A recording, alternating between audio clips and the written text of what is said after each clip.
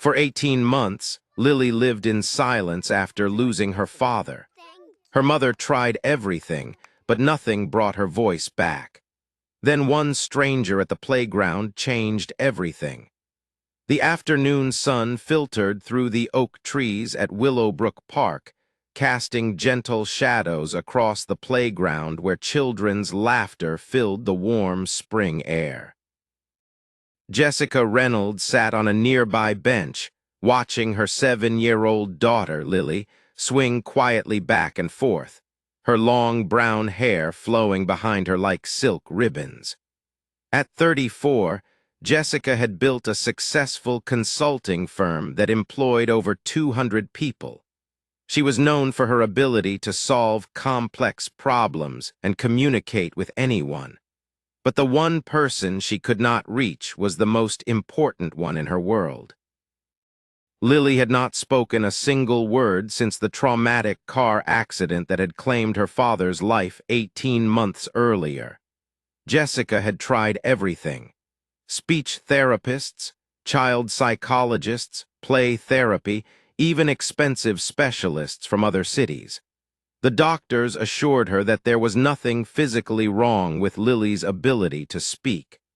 The silence was emotional, a protective barrier her daughter had built around the pain that was too big for a child to process.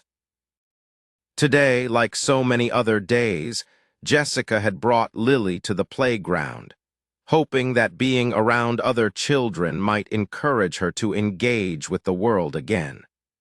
But Lily remained in her quiet bubble, participating in activities, but never making a sound, communicating only through gentle nods and expressive eyes that seemed older than her years.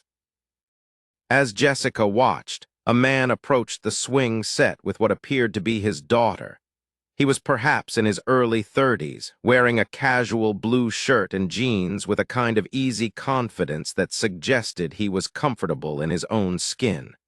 The little girl beside him looked to be about Lily's age, with blonde hair and an infectious smile. "Hi there," the man said to Lily with a warm, friendly voice. "I am Michael, and this is my daughter, Emma. Would you mind if Emma used the swing next to you?" Lily looked up at Michael with curious eyes, then glanced at Emma before nodding politely and continuing to swing in her characteristic silence. Emma climbed onto the adjacent swing and began pumping her legs enthusiastically. "I love swings," she announced to no one in particular. "They make me feel like I am flying. Do you like to feel like you are flying too?" Lily smiled slightly. The first genuine expression of joy Jessica had seen on her daughter's face in weeks. Emma's natural chatter and boundless energy seemed to create a bubble of warmth around both girls. Michael pushed Emma gently, then turned his attention to Lily. "That is a beautiful dress you are wearing," he said conversationally. "Pink is my favorite color. Emma's too, even though she is wearing purple today."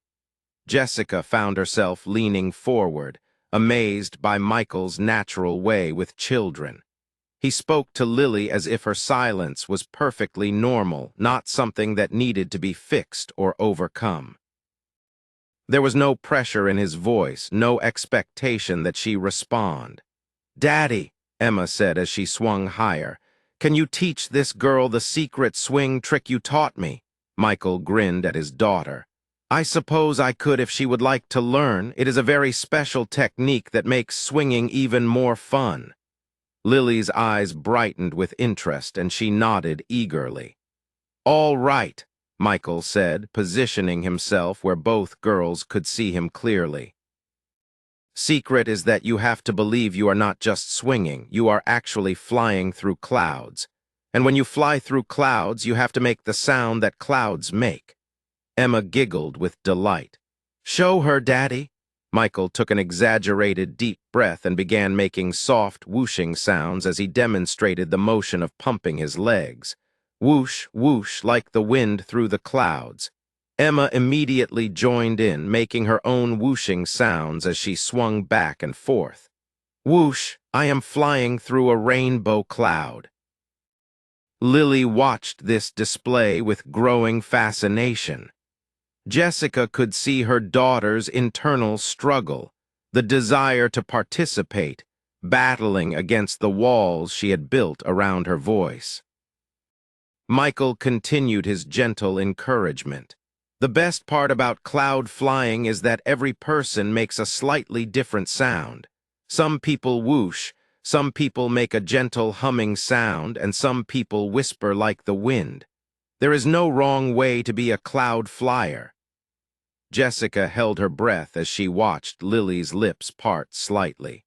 Her daughter was clearly wanting to join in, but fighting against her own protective silence. "You know what?" Michael said, sitting on the ground in front of Lily's swing so he could look directly into her eyes. "Sometimes when people are learning to be cloud flyers, they need a little extra magic. Would you like me to share some cloud flying magic with you?" Lily nodded solemnly, completely captivated by this kind stranger who seemed to understand something important about her. Michael reached into his pocket and pulled out a small, smooth stone. "This is a special stone I found by the ocean. When you hold it and make any sound at all, even the tiniest whisper, it amplifies the magic in your voice and helps you fly higher than any swing has ever gone."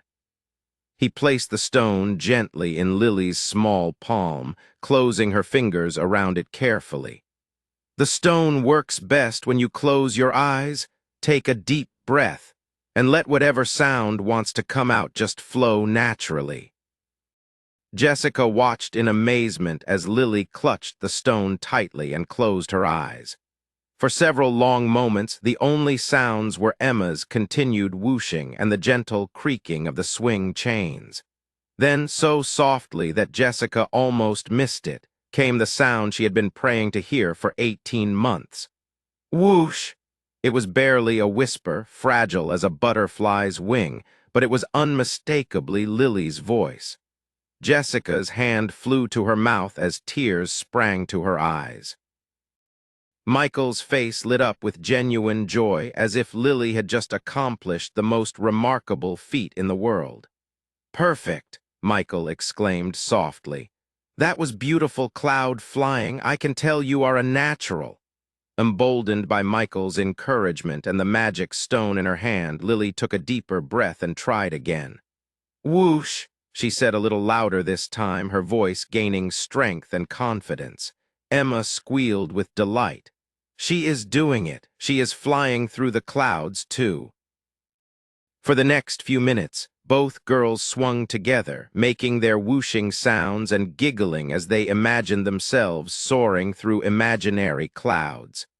Lily's voice grew stronger with each passing moment, as if the simple act of making sound was rebuilding pathways that had been closed for so long.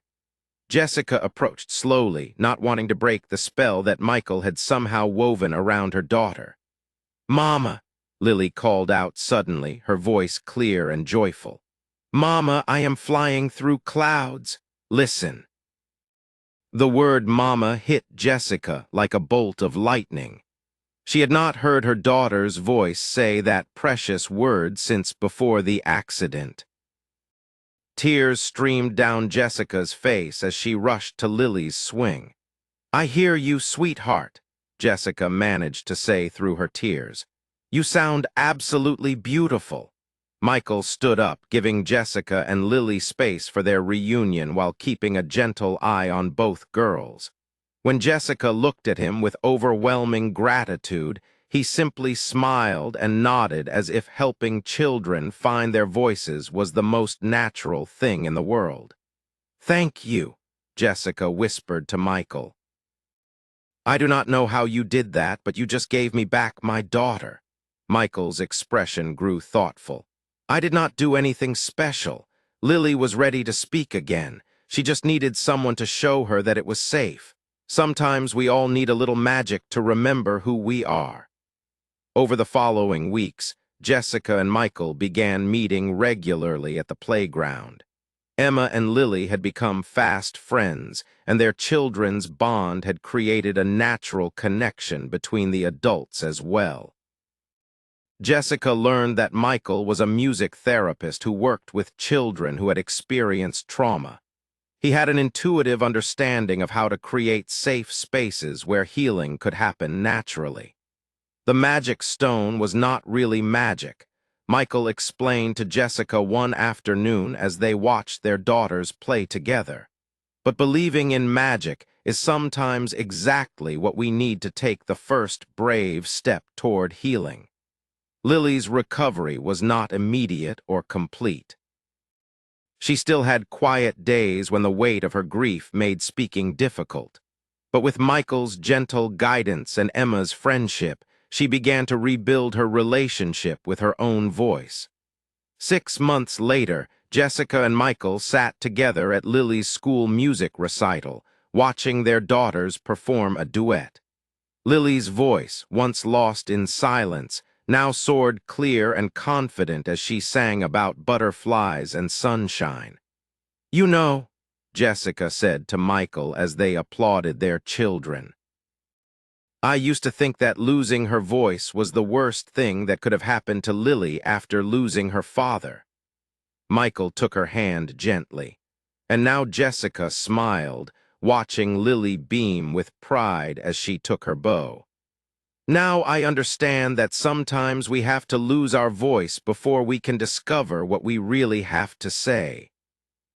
As they walked out of the school together, two families who had found each other through their children's friendship and their shared understanding of healing, Jessica reflected on how a chance encounter at a playground had changed everything.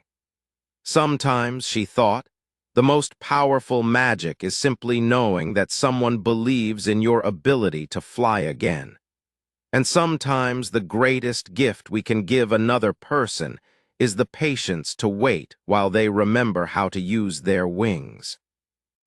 The magic stone still sat on Lily's nightstand, a reminder that healing often begins with the smallest act of faith in our own voice and the courage to let it be heard.